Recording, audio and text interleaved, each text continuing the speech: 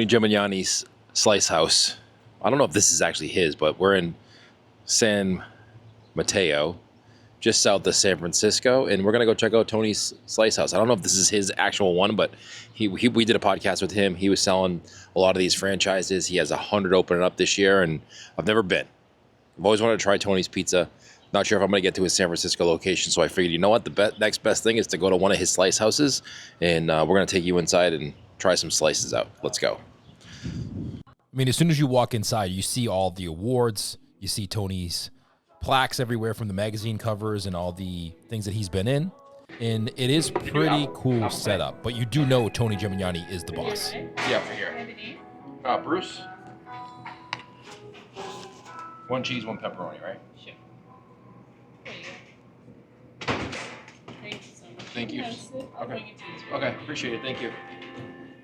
I don't know what I was exactly expecting, but I wasn't expecting the setup that they had there, but it was a good setup. It was just slices, but they have a lot of variety and a lot of things going on. This is a traditional slice shop. You walk in, the slices are right to your left. You order right at the front counter. They have the boxes over to the side prepared for the pizzas to go. But you walk in, there's 6 or 7 slices that are available for the day that rotate. And then they have the big menu board on the top, which they can make all of the different styles of pizza that Tony's known for. That's his Pizza Bible right there, the book that everybody refers to. But you can definitely see how this could be a great concept for a franchise and why he's selling so many of them, just because of the setup. $6.75 for a slice of cheese pizza. Oh, it's a big slice of cheese pizza. $7 for a pepperoni slice. Slices of the day. Bye-bye. Tony Jack, Hawaiian Hitman, Bread Top, Little Italy, Motorhead, Rosa. What do we got here? Tony's Olive Oil. So I can't tell how they're making the pizza back there. Is that like pre-made dough? Is that a pre-made dough that they're using to make the pizza with? I mean, I know that Sicilians and Detroit's are pre-made, but they're using pre-made dough for the New York styles too here? Huh. I wonder. Interesting.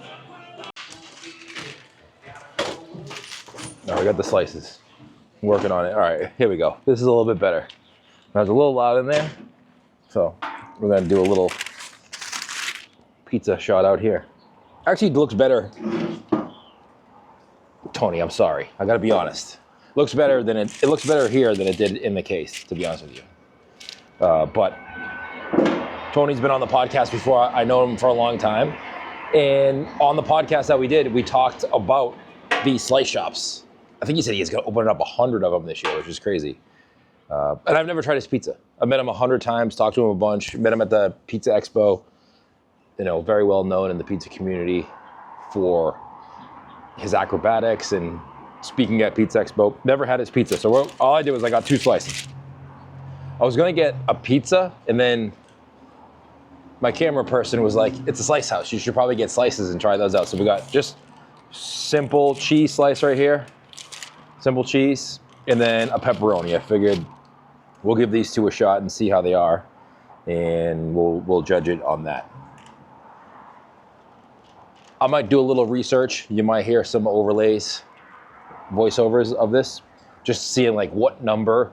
Kind of curious to see what number franchise this is. It looks like it's been open for a little bit. It doesn't look like it's new. And this is Tony's hub.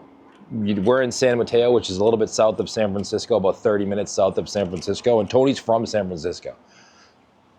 I'm thinking that if he has franchises that he's opened recently, this is kind of like where all those franchises, the beginning ones, are going to be. I know he's expanding all across the country, but all right, let's try it now. Cheese one here. Simple cheese slice. Looks good on the bottom. I think they use screens. I don't know. I could have sworn they were using pre-made crusts. I don't know if they were using pre-made crust, but it looked like they were using pre-made crust. I could be wrong on that, but I peeked over the counter and I thought I saw pre-made crusts that they were making the New Yorks with in the bottom here. Definitely see screen marks on there. So they are cooking on a screen, which isn't bad. I don't mind if you cook on a screen. Some people may judge it. I don't. Maybe I do a little.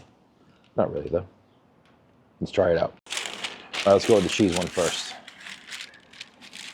Looks a little bit lighter on that crust than I would like it. I like it a little bit more well done, but let's try it out here.